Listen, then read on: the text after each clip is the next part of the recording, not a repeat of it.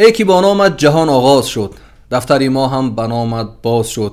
دفتری که از نام تو زیور گرفت، کاری آن از چرخ بالاتر گرفت. با نام خدای مهربان سلام. برنامه نوبتی کتابخانه است و چون هر وقت در برنامه مهمان داریم. مهمان امروزه بختیار تیمورزاد. به برنامه خیلی خوش آمدید. یادآور میشم که بختیار همچون یک مورخ جوان، بوستانشناس، محقق، اینچنین فعالیت آموزگاری هم دارند و یک نفری که در پژوهش تحقیق خیلی جوان فعال و آگاه هستند. با بختیار در این برنامه سری کتاب‌های مختلف صحبت خواهیم کرد. تشکر که دعوت رو پذیرفتید و به برنامه کتابخانه آمدید. بختیار امروز چه حال احوال دارید و با چه کارهای بنده؟ حالا من همچون آموزگار فن تاریخ و حقوق در یکی از مؤسسات تعلیمی شهر دوشنبه کار و فعالیت میکنم.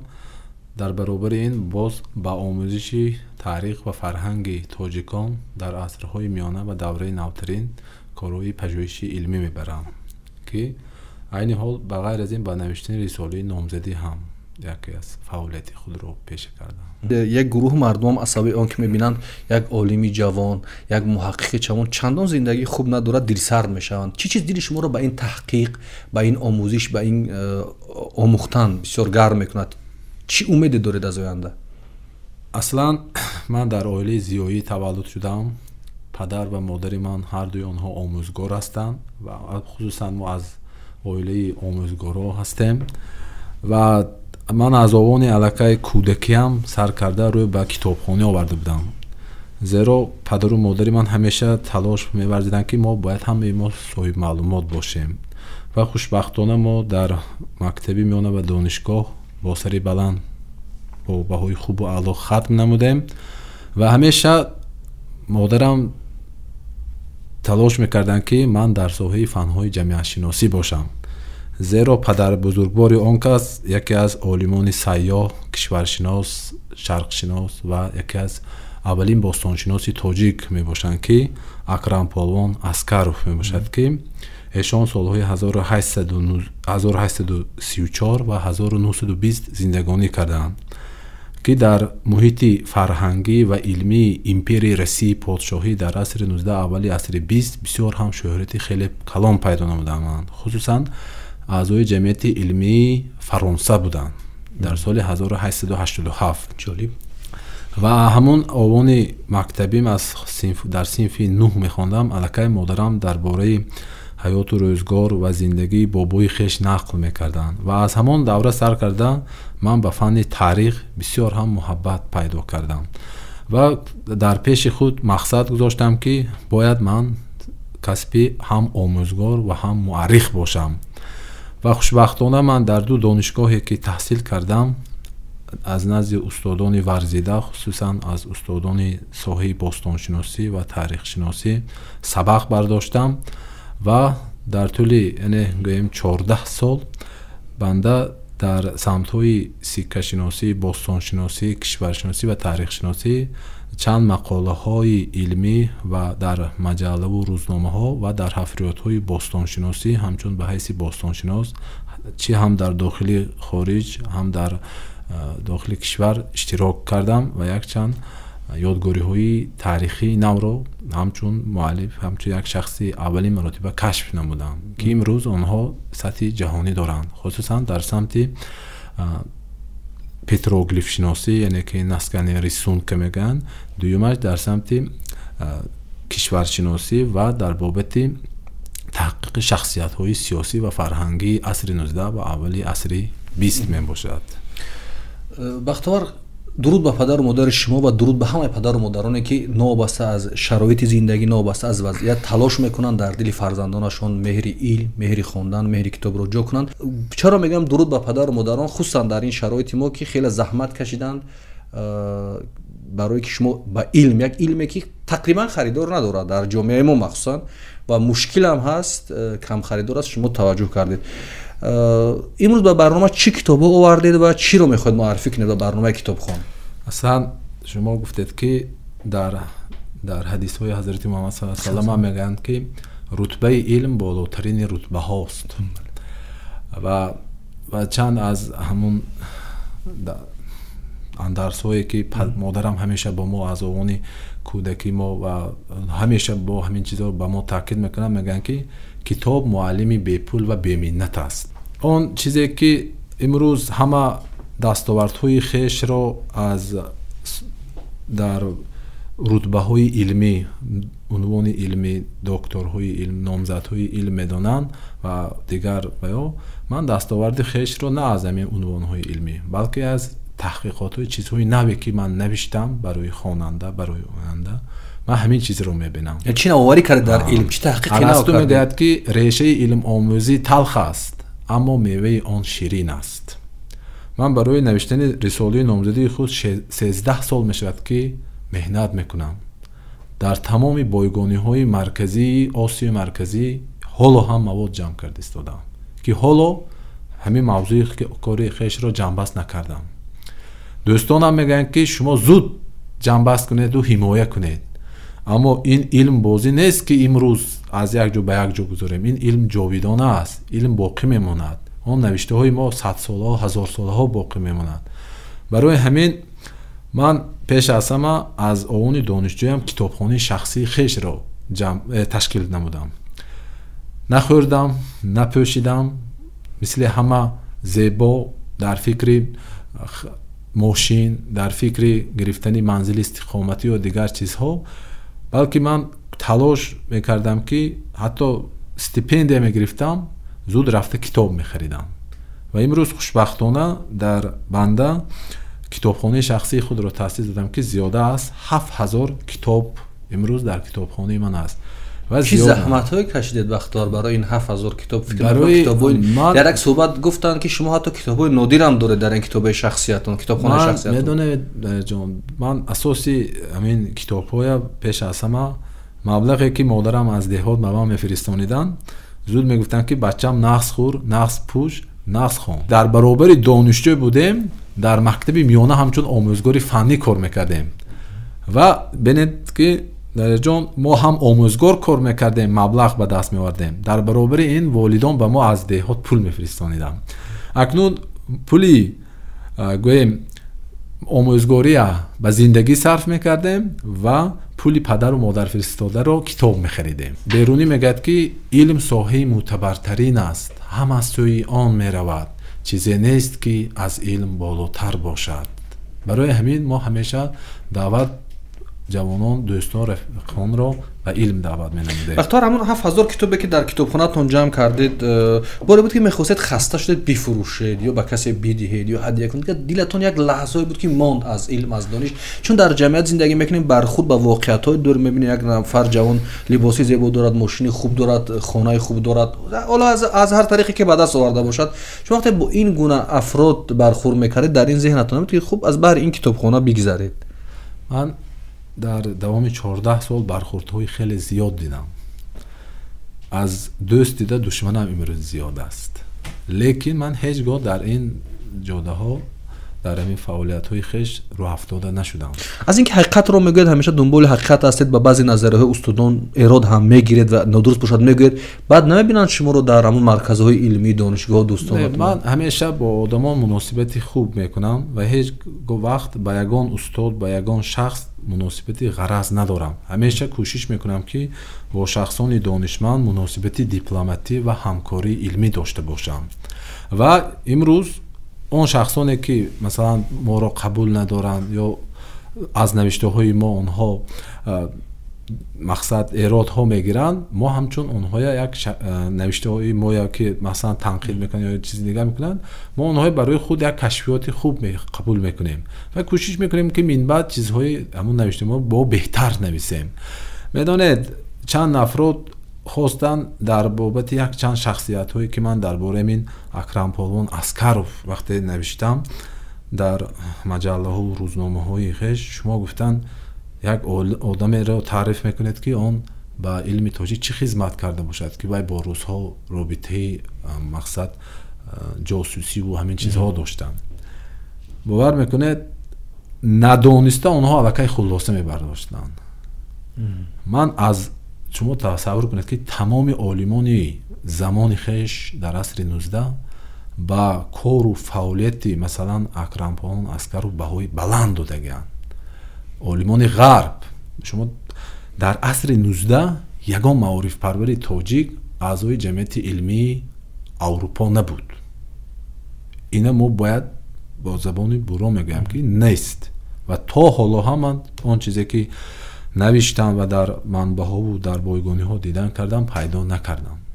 ман дар асоси сарчашмаҳои тарихӣ ва маводҳои илмию архив яъне бойгонӣ ман исбот кардам ки аввалин маротиба тоҷик, аввалин донишманди тоҷик дар асри 19 паравозро сохт.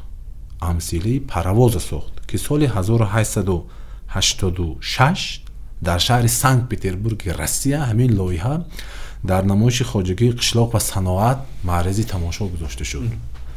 ва вай дар ҳамин анҷуманҳои илмӣ пешниҳод кард ки бояд Осиёи миёна аз сохти феодализм рӯй ба сохти капитализм орад.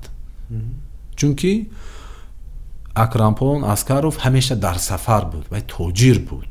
дар баробари тоҷир буданаш вай дар Осиёи миёна ба ташкил намудани аввалин осорхонаҳо, аввалин маротиба омӯзиши ёдгориҳои таърихӣ, ҷамъоварии осори моддӣ рӯй овард.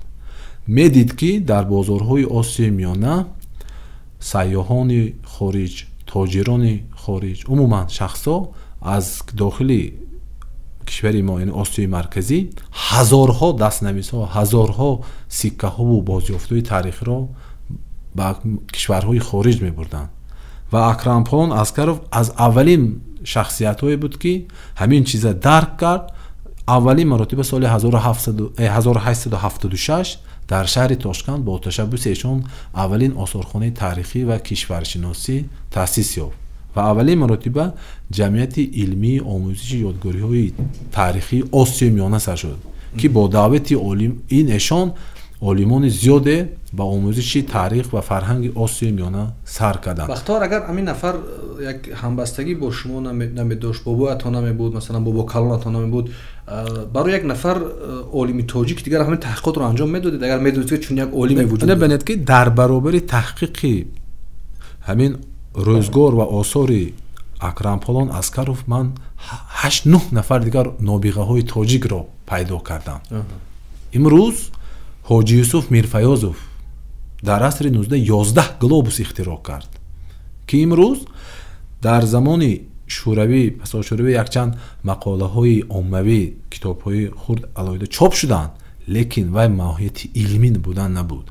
аммо ман дар бойгониҳои Россия якчанд ҳуҷҷатҳо, ҳатто глобусҳои ӯро пайдо намудам ки харитаҳое ки вай сохтааст, тартиб додагӣ умуман дар бобати дар самти ирригаторӣ, обёрикунию дигар соҳаҳо.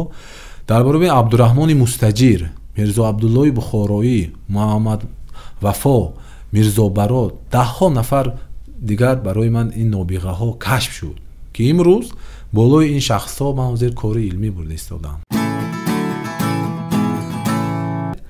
яке аз бойгониҳои тиллоие ки дар илми ҷаҳон имрӯз ҳифз мешавад, ин бойгонии Туркистон ном дорад ки яке аз онҳо Туркистанский сборник ном дорад ки ин архиви генерал-губернатори Туркистон аст ки зиёда аз 1 миллион маълумотҳои таърихиро дар бар мегирад, ҳам дар соҳаи ҷуғрофия, таърих, бостоншиносӣ, сиккашиносӣ дигар. ин тамоми навиштаҳои олимони сайёҳони хориҷ, донишмандон ва одамони гуногуне ки дар Осиёи миёна корҳои илмию тадқиқотию топографӣ бурданд, ҳамин дар ҳамин навиштаҳои онҳо дар ҳамин Туркистанский сборник аст ки ин бо супориши генерал-губернатори Туркистон фон Кауфман ва баъдтар нафарои дигар ҳамин чиза тартиб доданд ва имрӯз дар китобхонаи марказии Узбекистон ва дар бойгониҳои Узбекистон ва дар Россия яке аз фондҳои тиллоӣ нигоҳ дошта мешавад ки тамоми ҳамин навиштаҳо ин доир ба таъриху фарҳанги миллати тоҷик аст. агар шумо ба навиштаҳои муҳаққиқони тоҷик, рус, агар дар замони шӯравӣ навишта шуда бошад, агар имрӯз ҳаминҳое агар ба ин навиштаҳои имрӯзӣ муқоиса кунед, тамоман фарқ мекунад. ман дар ҳамин бойгонӣ ки имрӯз ин дастрас аст ин бойгонӣ, яъне ҳар имрӯз ҳамин бойгонӣ ман бовар мекунед, ҳамин طولی چند سال برای همینت به دست آوردم، من مبلغ جمع کردم. یک قصه که من نقل میکنم، زمان دانشجو بودم، در یک کنفرانسی علمی اشتراک کردم و درباره اکرامپان و اسکر و کشورشناسان تاجیک سخنرانی کردم و یک دانشمند از معروضی ما ایراد گرفت و به من توصیه داد که در من یک چند معلومات های ضروری هست برای کار شما، اگر خوب میشد شما به نزد من بیایید. من همین قدر خرسند، چون که آن سالا اذیت مادی من به هیچ چیز دسترس نبودم. بعد همراه یک نفر دوست ما در دست یک کتابی نو چاپ شده یک استاد ما گرفتم و به نزد ایشون رفتم، به منزل ایشون. بعد گفتم استاد من آمدم برای گرفتن موادهای علمی، اکنون شما به من در همین کاری دیپلمی میکنم که آینده همین چیزهای به ما دسترس میکنه. پسر گفتن شما به من چی آوردید؟ من گفتم استاد به شما من همین کتاب آوردم، کتابی که از استادان ما در سمت تاریخی عصرهای میانه، این از نام من به شما تحفه. این چیزی شما آورده، شما به من خانه کننده نه، $2000 مبلغ دهید، من به شما همین چیزها رو میتهم. گفتم زمانی که همین سخن از زبان ایشان برآمد، من گفتم یکمش گفتم بعد از همین هیچ چیز نگفتم و رفتم به خانه و تعطیل تابستانه سر شده بود. بعد نزد مادرم گفتم همین خیلی چیزا درباره بهشون بابامو یافتم. گفتم همین خیلی گپسونی. مادرم گفتن که به کسی تکیه کن که وای به کسی دیگر تکیه نکرده باشد به جز خدا. گفتن تو خدا تکیه کن انشالله راحت شده است بچه‌م. گفتم همین دعا دادم رفتم. بعد همین باور میکنید بعدتر در همین کتابخانه مرکزی اکادمی علم‌های جمهوری تاجیکستان فوندهای مخصوص است. کتاب فوند اکادمیک اولدنبورگ، فوند اکادمی اندریف پاولوسکی و چند فوندهای مخصوصی هستند که درباره کتاب‌های ایشون نگاهداری میشد که از همون جا همون نوشته های همون آدمی که گفته بود از همین جا پیدا کردم، به پول به دست. یعنی من دستاوردی علمی و موادهای خودم رو در با کتابخانه پیدا کردم.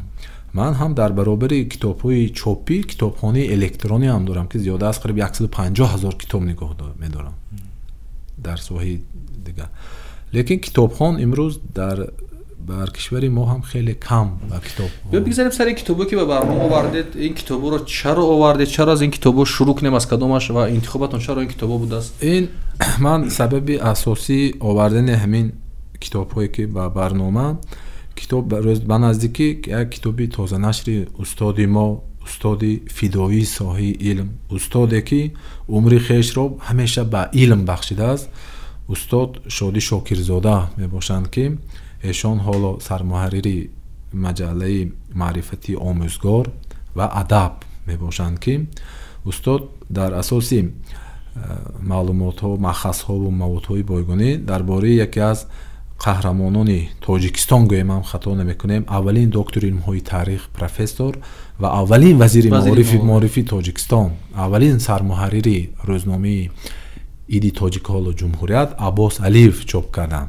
که من با ایشان در همین آماده نمودن همین کتاب با استاد یعنی همکاری داشتم که با استاد من یک چند موادهای بایگانی رو با ایشان دسترس نمودم، خصوصا اینجا عکس ها و موادهای مقاله هایی که عباس علیف در جاده تاریخ چاپ نموده بود همین رو با استاد دسترس کردم. همین کتابی استاد در بنزدیکی در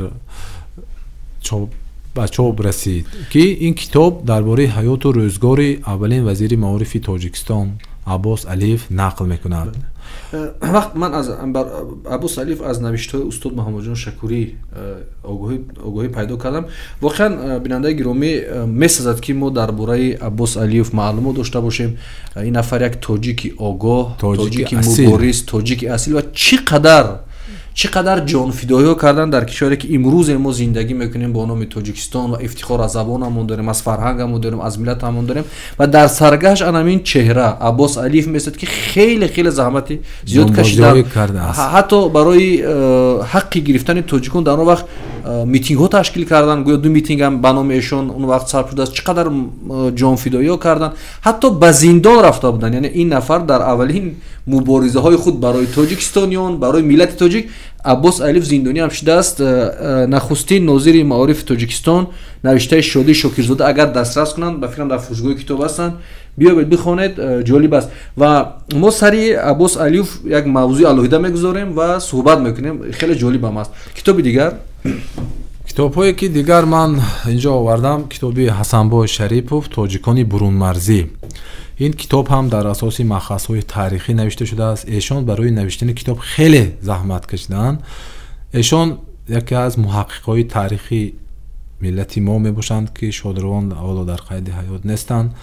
ба қалами устод якчанд китобҳои мондагор чоп расид ки аввалин муҳаққиқи таърихи тоҷикони ҷаҳон гӯем ҳам хато намекунем, зеро устод аз солҳои аллакай аввали 90 сар карда доир ба тоҷикони бурунмарзии мо бисёр мақолаҳои илмӣ дар маҷаллу рӯзномаҳо чоп намуданд. ки ман ин китоби устод Тоҷикони бурунмарзӣ дар бораи қисса аз тоҷикони Осиёи марказӣ, минтақаҳои Ҳиндустон, Афғонистон, Хитой, Русия ва то Амрико нақл мекунад. яъне аз таърихи бостонӣ то ба имрӯз маълумот медиҳад. Ҳасанбой Шарифов Тоҷикони бурунмарзӣ навиштаи нашриёти Хуҷанд соли 1999 чоп шуда будааст. агар ёфтед бихонед, хеле фикр мекунам китоби ҷолиб аст. ҳудуди ҷуғрофии мо имрӯз яъне муайян накарда шуда. ба назари ман ҳудуди ҷуғрофӣ таърихӣ ҳудуди ҷуғрофии мо ҳоло муайян накарда шуда. зеро он Тоҷикистоне ки имрӯз дорем мумкин як 3% ҳам нест. он чизе ки мо қаблан доштем. чунки бинед барои чи ба тоҷикон вилояти автономӣ доданд. ҳамин имрӯз 14 октябр рӯзи ташкил ёфтани ҷумҳурии мухтории Тоҷикистон аст. ҳар сол дар замони шӯравӣ дар ҳамин календарҳо рӯзи истироҳат эълон карда буд. ва имрӯз зодрӯзи Тоҷикистони шӯравӣ аст. ва бинед дар ҳамин тақсимоти миллӣ ҳудудие ки дар Осияи Миёна ба амал омад, ба тоҷикон бисёр ноадолатона дода шуд. ва соли 1919 аввалин маротиба дар бораи тоҷикон Ленин сухан карда буд, ҳамчун ақалият, миллатҳои майда миллат буд. чунки тоҷикони мо аз ҷиҳати забон, фарҳанг умуман аз дигар миллатҳо хеле бартарӣ доштанд. бузургтарин академики аврупоӣ Тизенгаузен мегӯяд ки таърих ва фарҳанги тоҷикон имрӯз омӯзиши таърих ва фарҳанги тоҷикон боиси ҷаҳонишавии ғарбиён гардид.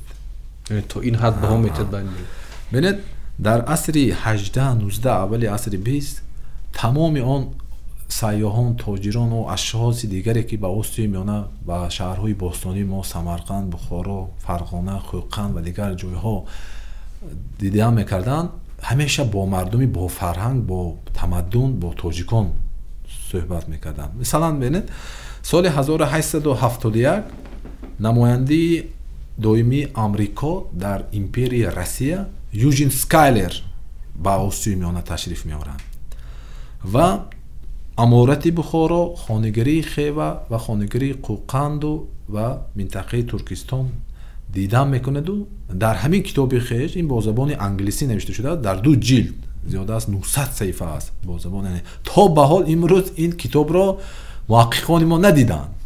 лекин ин китоб бартариш чи аст?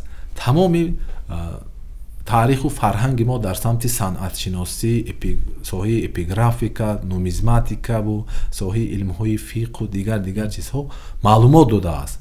ва дар ҳамин китоб мегӯяд ки тоҷикон аз дигар миллатҳои Осиёи Миёна бо он фарқ мекунад ки фарҳанги хеле қадима доранд.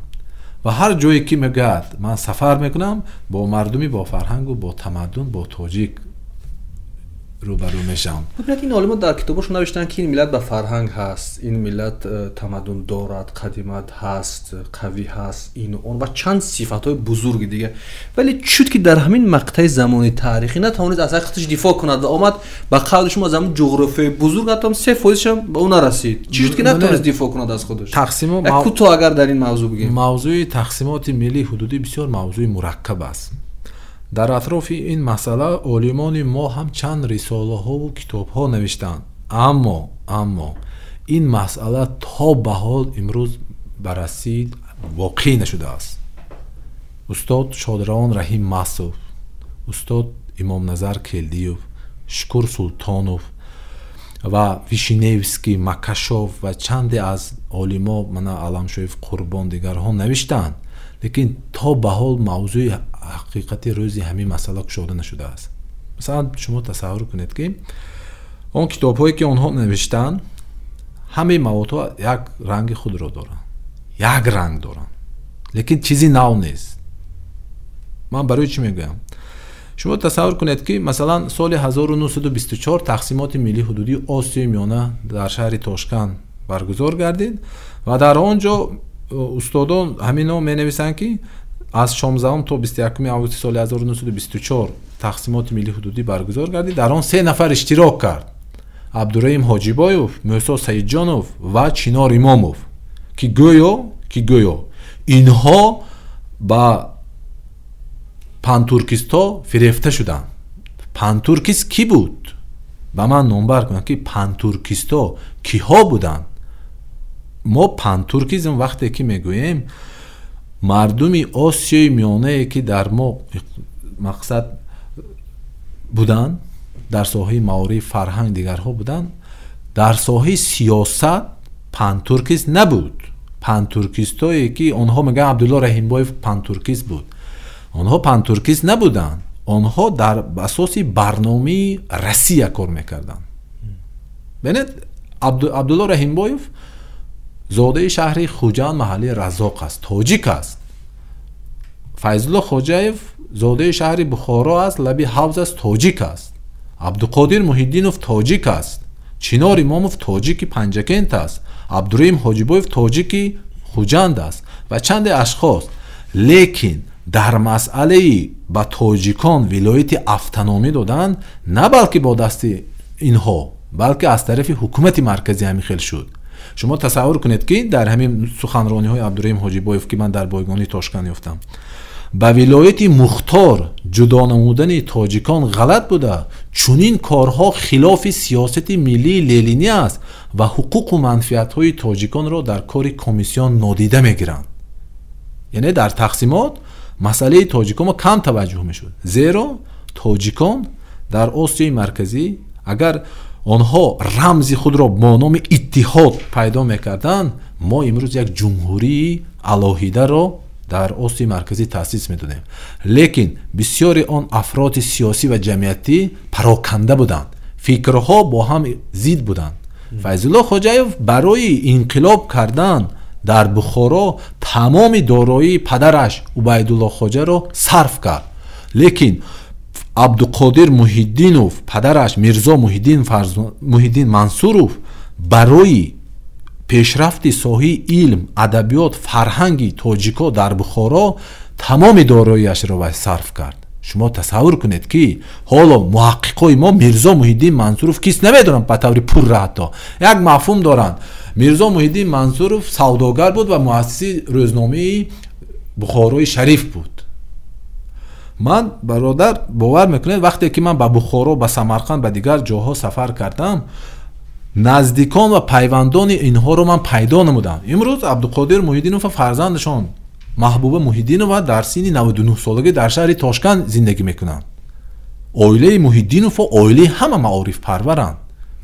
لیکن محققای ما ندانستن نمونده در تاریخ داور عدالت و حقیقت میشن. و ببینید که تقسیمات در مسئله خود این گناهی ما تاجیکا بود، گناهی دیگران نبود. چون که زمانی که با جمهوری مختاری تاجیکستان تشکیل یافت، تصور کنید استاد لاهوتی را، استاد لاهوتی شاعر، нависанда яке аз маорифпарварои барҷастаи мо тоҷикҳо мебошад. соли 1924 абулқосим лоҳутиро чӣ гуна фиристонанд, шумо тасаввур кунед. мактуби вазири корҳои хориҷии Русия Чичерин ба номи раиси ҳукумати Тоҷикистон Абдуқодир Муҳиддинов менависад ки Рафиқ Лоҳутӣ ки он вақт дар нашриёти ҳукумати марказӣ кор мекард СССР, яъне ба корҳои маориф ва фарҳангу мактаб ҷалб созид, дар дигар корҳо нест. ва устод Лоҳутӣ вақте ки ба Тоҷикистон омаданд, бо худ аввалин чопхона ба шаҳри Душанбе оварданд. тасаввур кунед.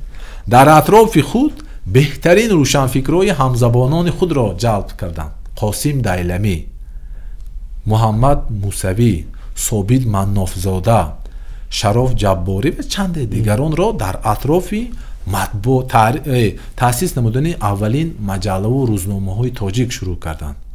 ва маҳз бо талоши эшон Аббос Алиев ва Аббос Алиев, яъне Абулқосим Лоҳутӣ дар шаҳри Душанбе аввалин маротиба рӯзномаи Иди Тоҷик 15 марти соли 1925 ташкил ёфт.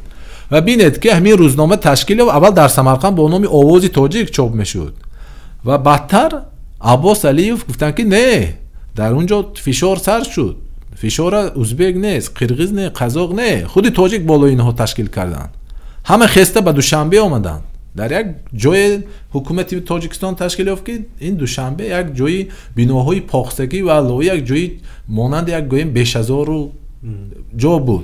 лекин гап дар сари он аст ки ҳаминҳо дар ташкили ҷумҳурии шӯравии социалистии Тоҷикистон аввал автономӣ гуфтем, баъдтар ҷумҳурии мухторӣ ва баъдан масъалая на балки дар берун, балки дар дохил ҳамаи инҳо коллектив шуданд, иттиҳод шуданд ва бо талошу муборизаҳои фарзандони фарзонаи тоҷик, хусусан Абдуқодир Муҳиддинов, Шириншоҳ ва Нусратуллоҳ Махсум ва устод Айнӣ дар масъалаҳо ба навиштани китоби намунаи адабиёти тоҷик шурӯъ карданд. ва баъдтар Абдураҳим Ҳоҷибоев вақте ки ба Тоҷикистон омад, масъалаи баргардонидани ҳудудҳои Тоҷикистон аз минтақаҳои ҷуғрофӣ Ӯзбекистону дигар ҷоҳо ба таври бисёр ҳам ҷиддӣ қавӣ гирифт. сафарҳои паёпаи ин фарзандони фарзонаи тоҷик ба Москав то ба ҳол имрӯз омӯхта нашудааст. ин китоби устод Ҳасанбой Шариф дигарашон Тоҷики гумгашта боз ояд.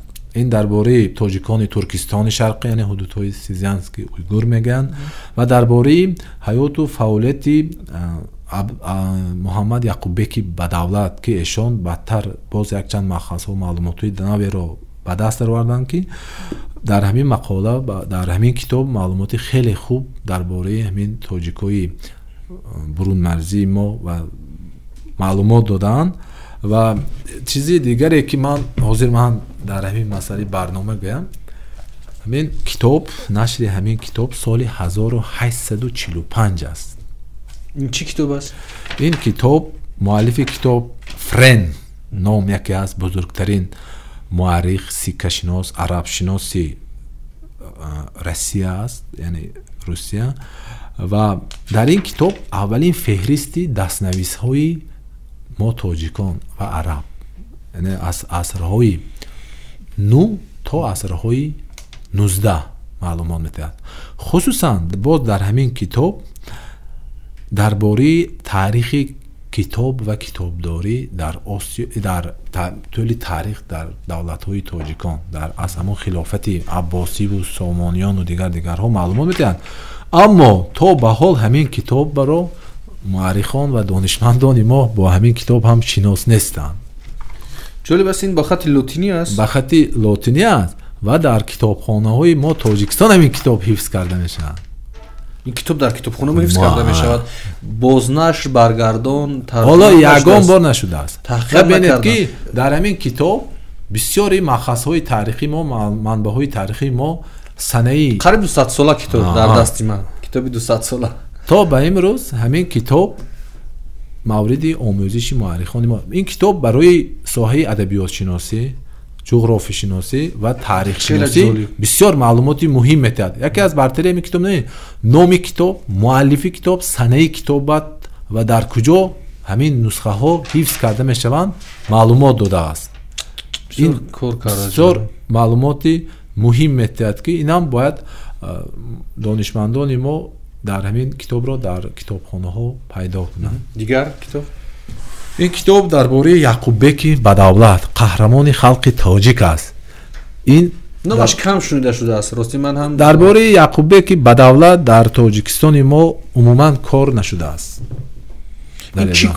чӣ корнамоӣ кардааст Яқуббек аслан ин арбоби давлатӣ аст. яке аз асосгузорони давлати тоҷикон дар мулки чин аст. тоҷикон дар чин ҳам давлат ҳастанд. дар асри 19 тоҷикон тавонистанд дар ҳудуди ҷуғрофии имрӯзаи Хитой давлате бо номи давлати ҳафтшаҳр ташкил доданд ки забони расмӣ забони форсӣ ва бадтар забони ин ки мегӯям тоҷика мо ҳеҷ ҷоро нагирифтем забт накардем назадем ин гапи нодуруст аст. мо немини будан ҳолате ки рафтем кишваркушоӣ кардем. ман ростигап аз ин гапи шумо ифтихорам омад ки Яқуббеки Бадавлат дар чин як давлати бо номи шумо бинед ки Яқуббек соли 1820 дар Пискен дар вилояти имрӯзии Тошкент таваллуд ёфтааст ва Яқуббек дар овони ҷавоният дар хидмати ҳарбии ҳокими Хуҷанд ва ҳокими Тошканд буд ва баъдтар оҳиста оҳиста ки дар ҷангҳо музаффариятҳо нишон медод ба рутбаҳои баланди ҳарбӣ ҷалб мекарданд ва Яқуббек тавонист аз соли 1853 ҳокими Оқмасҷид ҳозир дар ҳудуди Қазоқистон дар ҳамин ҷо ҳоким шуд. ҳокими Ҷинос, Авлиёато, ҳамин ҳудудҳои ҷуғрофии Қӯқан ба ҳоким таъин шуд ва ҳатто бинед соли 1851-53 яке аз генерал-губернаторҳои Оренбург Перовский ба сарҳадҳои гӯем Қӯқан ҳуҷум мекунад. дар ҳамин мубориза Яқуббек ҳамчун ҳоким 6 моҳ мубориза бурда душманро шикаст дод. русҳоро шикаст медиҳад Яқуббеки Бадавлат. шикаст медиҳад ва баъдтар мудофиа давом дорад, лекин хони Қӯқан Худоёрхон ва кӯмак ба тарафи Яқуббек кӯмак намефиризад. дар натиҷа Яқуббек ба тарафи Қӯқан меояд ва ӯро дар гуноҳи шикаст хӯрдан гунаҳгор мекунанд ва зиндонӣ мекунанд Яқуббекро. ва баъдтар Яқуббек ба тарафи Тошканд меравад. дар Тошканд муддати зиндагӣ мекунад ва ба яке аз сарлашкарҳои машҳури Қӯқан Олимқул яъне ӯ даъват мекунад дар корҳои ҳарбӣ ҳамчун вазири ҳарбӣ ва дар муборизаҳои Чимкент соли 1864 дар мубориза зидди русҳо дар Чимкент мубориза генерал Чернаевро шикаст медиҳад ва баъдтар вазъияти сиёсии Осиёи марказӣ дар ин давра хеле вазмин мешавад, барои он ки хонҳои Қӯқан на он қадар кор ба корҳои давлатдорӣ таҷриба доштанд. бисёр хонҳои Қӯқан хонҳои тарсу буданд, хонҳое ки тез ба душман фурӯхта мешуданд. ва соли 1865 давлати худро бо номи ҳафтшаҳр ташкил дод ва акнун бинед ки ин давлат дар муддати кӯтоҳ тавонист зиёда аз 40,000 сипоҳ ташкил кард. бо 100,000 империяи Хитой бо империяи Син мубориза кард ва Яқуббек ягона тоҷике аст ки дар баробари сарбоз дар сафи пеш меҷангид. вақте ки ҷанг тамом мешуд ҳамроҳи сарбозо дар як дег хӯрок мехӯрд ва бо душман ҳамеша дар истодагарӣ буд. 12 сол империе ки ӯ ташкил дод, дар борааш бисёр маълумотҳои таърихӣ, манбаъҳои таърихӣ маҳаллӣ ҳастанд. навиштаҳои сайёҳои рус ва англис хеле зиёд аст. бубинед вақте иззати нафси шумо боло мерад, вақте шумо аз миллаттон шинохти комил доред ва воқеиятҳоро мехоҳед дарк кунед, китоб бихонед ва ин маълумотҳоро ман бори аввал мешунам ки Яқуббеки Бадавлат як тоҷики чӣ қадар генералҳои бонуфузи руса шикаст дод, яъне Русия ҳамон вақт мисли имрӯза пурқудратро шикаст дод ва ба ин қонеъ нашуда омад бо як абарқудрати дигар, яъне Хитой, Чин مبارزه برد و با لشکری بگیم 100,000 اونها پیروز شد، شکست داد. و این گونه تاجیک‌ها رو ما در تاریخ داشتیم، این که ما یک ملتی ضعیف و ترسو نبودیم و فقط در نتیجه خواندن میفهمیم که یک نفر، یک فرزند تاجیک چقدر در آفریدن تاریخ نقش داشته است. این که ما نمیخونیم نمی‌آموزیم، همیشه یک تفکری غلام، یک زوال در فکر ما، یک نادرستی در اندیشه ما پیدا می شود. بختیار خیلی به برنامه خوش آمدید و خوشحال شدم که بسیار اندیشه های جالب رو گفتید. بیاید صحبتتان رو خلاصه کنید که برای کتابخوان و برای نسل ما چی گفتنی هستید در مجموع، اگر کارتون رو، آموزش هایتون رو و زندگانی تا به امروز کردهتون از اون نفرانی که 60 سال 70 سال زندگی کردن، زندگی شما طولانی تر می شود از نگاه محتوا، از نگاه معنا، چی گفتنی هستید؟ من گفتنی هستم که همیشه به علم صادق باشیم، در علم زبان دوستی نباشیم، همیشه به علم صدقاً خدمت کنیم و علم این چیزی جاویدانه است.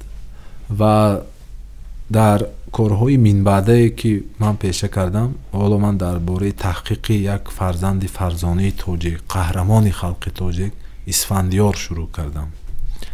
اسفندیار هم یکی از قهرمانای خلق تاجیک در عصر 19 می باشد که روس‌ها آنها رو میگه تاجیک اسفندیار، اسکریپوست فرگانه می نویسند. و این یک مخصی مهمیه که من امروز پیدا کردم با نام عبرت الخوائین که این کتاب تا به حال معلوم نیست. این کتاب سبب‌های به منطقه‌های کوهستان فراری شدن تاجیکان و دیگر در بابت معلومات هایی که درباره شخصان بزرگی تاجیک، قناعت شاه قراتگینی و امثال دیگر معلومات هایی هستند. من به همین چیز مشغول هستم. به خواننده کتابخوان همیشه گفتنیم که همیشه به راه علم روند و تمام دستاوردهای خویش را از علم پیدا میکنند و همیشه به علم کسی که رو میارد از علم بسیار فایده کلام به دست می‌آورد. شما ببینید حضرت محمد صلی الله علیه و آله در شب قدر در درگاه خداوند گفتن که خداوندا علمم را زیاد کن.